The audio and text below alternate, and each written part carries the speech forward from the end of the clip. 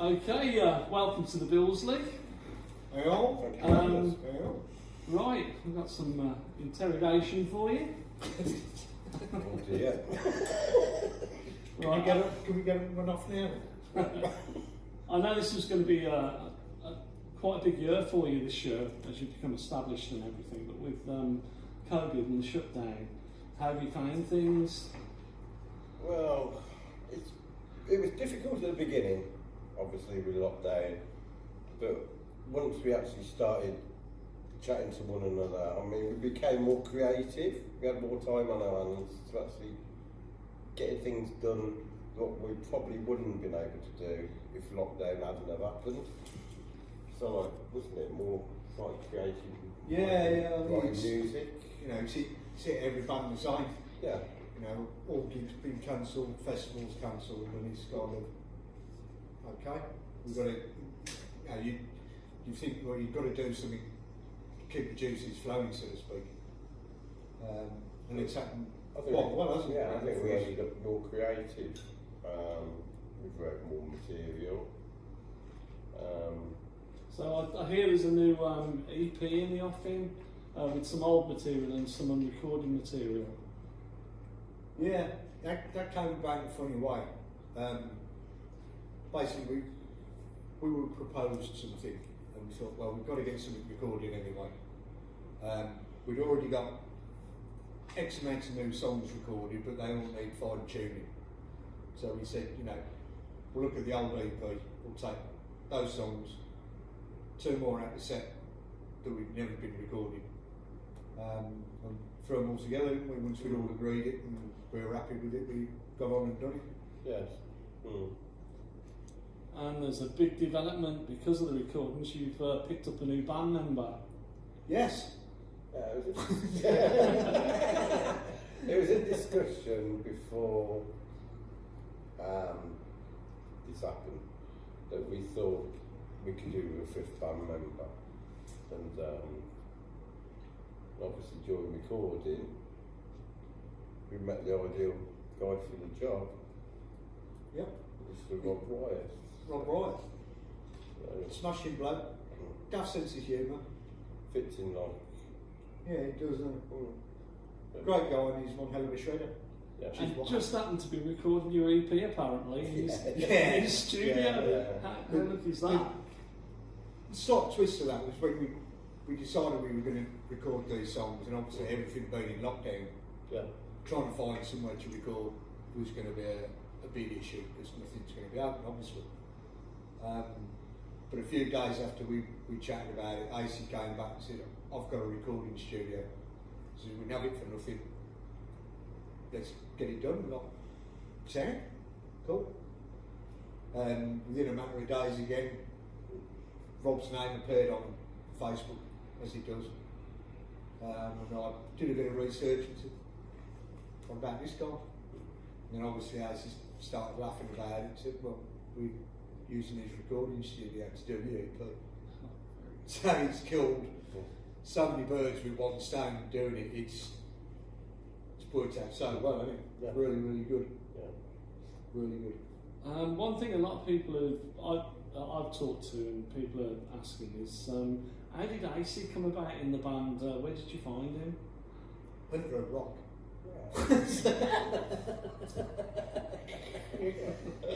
Yeah. Ace's been kind of in and Ace's been in and out of our lives, not in the band but musically quite a lot over the last couple of years. Basically because he was in White Coast Rebels. And we've done two shows with them locally, and we were on the bill at Ilfracombe Rocks a couple of years back, weren't we? And up until 12, 18 months ago, something like that, he was putting a lot of acoustic stuff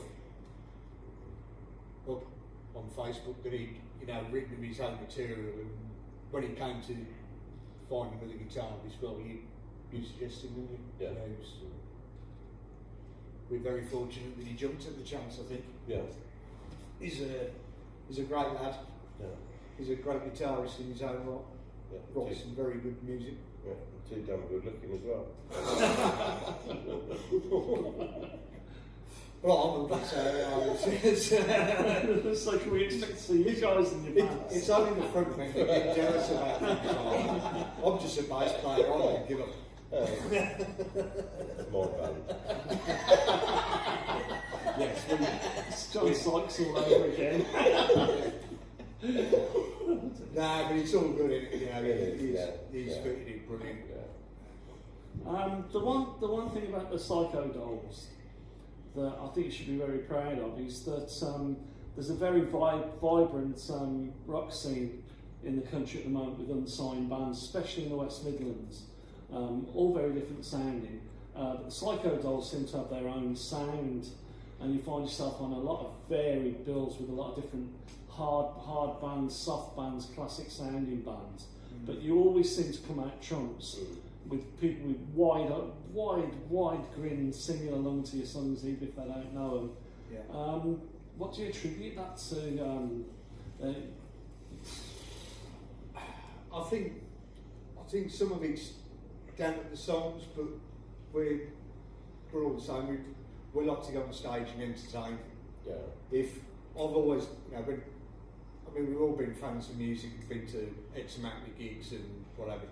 From my personal point of view, if I go and see a gig, I want to see a band on stage that's not just performing but entertaining. And when you've got a band that can do that, it comes out to the audience and then it comes back to the band as well. So everybody's getting off on the same thing, and it's for me that means a lot. It's got to be an entertainment point of view, as not just musically but visually as well. Yeah. Psycho Dollz was originally formed purely because of everybody all working together, no egos, nobody's better than one another. We go on stage and we're all having a good time, and we try to reflect that with our audience. And I think that's our key to success where we've got. Obviously the songs are catchy, and that's the other thing, that we try to keep to our genre of being in the sleaze glam, but we probably made it more modern day, with a modern day twist. And yeah, we've had metal bands singing Does Your Mother Know in the audience, singing who have been playing with us. It was like that gig a few years back we didn't go to. We were going to Sleaze band out of six. No, was it 6 bands? Yeah, 6 bands. All the other 5 bands were metal bands. Yeah. And we were put right in the middle. Yeah. With the bill. Yeah. And it was a brilliant gig, wasn't it? Yeah. We went down so well. It was just like beforehand. It's like, what are we doing on this bill kind of thing, because they're all metal bands. But it was brilliant, wasn't it? Oh God, yeah. Really, really yeah. good. Really, really good. Last year was quite a big year for the band, a real step up. You played the Hard Rock Hell show and stuff like that, and some big gigs. What were your standout gigs last year? Hard Rock Hell was probably the best. Yeah. The highlight for me. Yeah. I mean, obviously, first slot on a Sunday, wasn't it? Yeah. And the venue was packed. I mean, I was over the moon with the audience participation, and I was happy for the band, because I thought, we've actually achieved, we're actually getting somewhere, we're hopefully getting recognition for what we have, all the hard work we've put in. And obviously Hard Rock Out done a lot for that for us, I suppose. Yeah. Hopefully. And then this all happened, so 2020 has been a bit of a sad year where we've had some open air festivals booked, and we've tried to help the festivals that have done their live streaming and that, and we've recorded for them and that. But it's still not the same as getting out there on a stage and seeing all those smiley faces and everybody enjoying themselves. So hopefully next year will be different, and a lot more open air venues. festivals, and venues will have us in. Hopefully we'll have a busier year next year, 2021. Not much I can add to that. No. Right. I've got a question for Gary. You played in Gary. Yeah. rock covers bands before you came to like original music and stuff, and were very much stepping into other people's shoes and singing other people's songs. So there was probably no real separation at first of doing your own stuff. Obviously, you were in Rothschild and the Gypsy Pistoleros, and then left that and went back to playing in a cult tribute. Yeah. Did you set the Dollz up because you felt the need to put your own stamp on the music that you were performing? I felt it was, obviously having the experience with my previous bands, obviously I'm grateful for what Rothschild done for me, because obviously they gave me a lot more experience and I wouldn't have been able or had the confidence to do what I'm doing now. But yeah, I felt it was a time to actually form a band, find band members all on the same wavelength and all equal, and start from the bottom and work our way up on our own merits, not somebody else's. So yeah, I didn't want to step into anybody else's shoes. I had a few other offers, I won't name drop, but I had a few offers of other bands that wanted me to step in for somebody else, but I wouldn't do that anymore. Right, my next question is for you, Neil. What brought you to...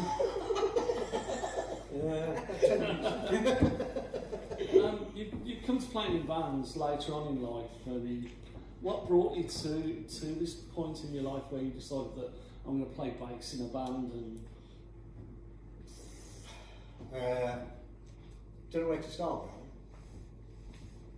I started messing with the bass when I was about 21, 22. The way things panned out, it kind of went out the window. But always been a fan and plenty of inspirations.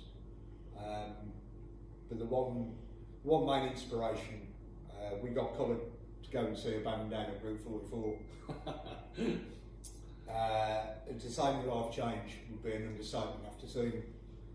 I have photographs if anybody's got enough money. No, it's, you know, after seeing this band stop play, seeing how Jacob performed on stage was just mind blowing for me, and it was just constant. Right, they're playing there, we're going. They're playing there, we're going. You know, we couldn't not go and see them. After X amount of times as I thought, I've got to get the bass going here. So that was the single biggest inspiration. I mean, inspirations from people like, you know, Nicky Six, Gene Simmons, Johnny Martin, Johnny Chow, just to name a few. It's awesome that he was the man, unfortunately for him. But I don't know if Gary knows, but the Dollz wasn't actually Neil's first band. You've been doing some digging. I was actually there. Shit. Yeah, Shit. Shit was a support band for Stop. But before Shit there was Shit. So you was So it went from band Shit to Shit to Stop. But yeah, that was the first real start of me being on stage. First proper gig I did for, I think it was about 30 minutes. We did 6 cover songs with the help of a few friends. Sounded very, very bad, but I loved it. It was so much fun, great fun. Really right. fun. The other thing is, I'm going to ask Gary now what his influences are. Influences. God, it's a tricky one actually. I mean, I was always Freddie Mercury was flamboyant frontman. I don't tend to get influenced by a lot of frontmen, but I think Freddie Mercury is probably as I try to. You can't take your eyes off him when he's on stage, and I think that is key and made him such a great icon. I think. For both of you, is there anybody who's like unsigned or signed that are really doing the business for you musically, floating your boat and giving you ideas? I mean, going back kind of to your question earlier about the scene in general, I think there's a plethora of some seriously talented people, not just local but nationwide as well. Some of the bands that we've had the chance to play with, and seeing if we're out and about when we get the chance. Bands like Riders Creed, I think, are not just musically an outstanding band, but visually they're brilliant to watch. Yeah, they're a band that's growing, but obviously new albums a real step up from last week. Bring me your eyes, isn't it? Right? Dark in My Eyes. Dark in My Eyes, and I think you could name band after band. It's in rude health at the moment, the scene. So I mean, it's incredible that a band like yours can just fit in with all these bands and just entertain, and it's just great. It feels like back in the 80s where everybody had their own identity. It feels like it's coming full circle, and you're certainly making a lot of people happy. Yeah, cool. We've got a little bit of a spoiler here. As you can see at the back of the poster, I don't know if you can see it. We've got Rockers Through the Ages for Brett and Doddy here, if we manage to get going in November on the Saturday the 20th, 28th. Obviously raising money for charity. Psycho Dollz, Naked Sunday, Crows and Crosses and False Hearts. As we say, like an eclectic bill, very good. We're hoping that we can get you guys here and help us with the new club. Let's hope it happens, because we're False Hearts and Naked Sunday we played with before. Naked Sunday, great bands. Fantastic. So it'll be lovely. Fingers and everything else crossed, it'll happen. It was unfortunate that the Lord Mayor's Fest got cancelled with Doddy and Brett, good guys. We're raising a lot of money for a good cause. But we had some news last night on Russell Peake's show that you're going to be playing next year. That's going to be a good one. It's KK Steel Mill in Wolverhampton. Great venue, great cause, something to look forward to. I think we're all going to be looking forward to every single possible gig that comes along after this. And we just hope everybody gets out and supports all the venues in the UK and give them all the live bands full support, because it has been a tough year for everybody. We need venues need people, so we do need loads of people just getting out there. And to be honest, there's no excuse to be stuck indoors for God knows how long. So. The one thing I would say, being like doing the rock DJing and out running various music clubs and things, is that I've missed the people tremendously. You get a relationship with the people who come on the rock scene, and judging by Facebook, we're all in it together, not just the bands and the venues, but the fans as well. We're all missing each other, and it's going to be one hell of a party once we get things going again. Oh God, It's just hope it happens sooner rather than later. And it's something you couldn't really write about, really, is it? You couldn't write something like this. It is what it is, isn't it? We'll get through it. My heart goes out to the guy from the Thunder Tribute who died of COVID. Guitarist, really nice chap. So, Anyway, onto a better note. Any big plans for next year, especially now as you've got a guy with a recording studio, possibly a new album? No, never say never. Anything's possible. No. I mean, we have got plans. Obviously, we've got the EP coming out, and we've also got a new video coming out. I can't disclose which track we're going to use yet for the music video. No, you'll have to wait for that one. But there will be a video coming out ASAP for that.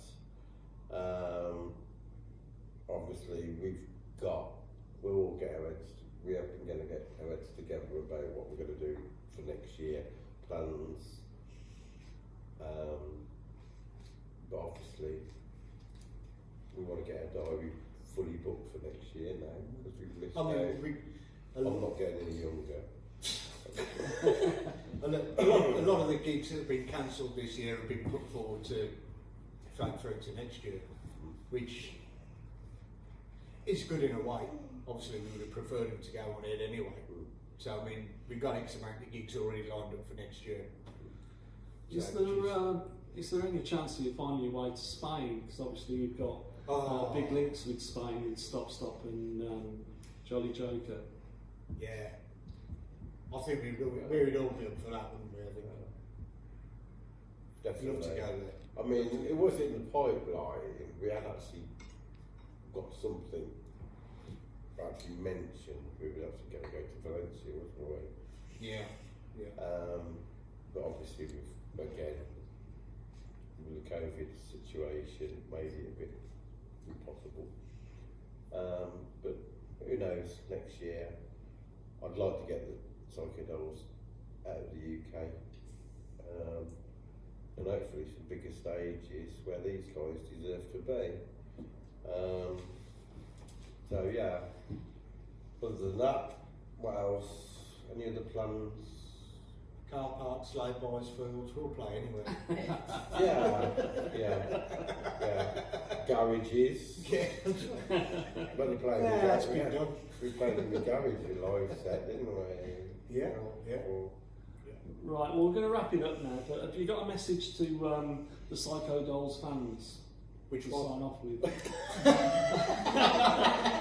The cake boss.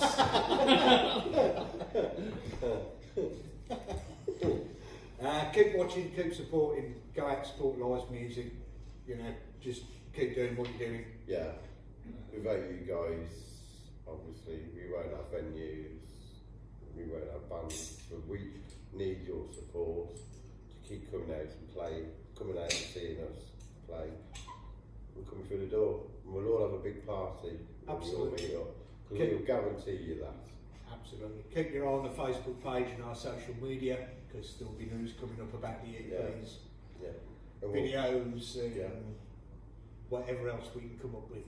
And you'll always catch me and Neil talking, what's the bollocks? Oh, yeah. Something good for, isn't it? Okay, the Psycho Dollz coming to a venue near you soon. Stay safe. Stay safe.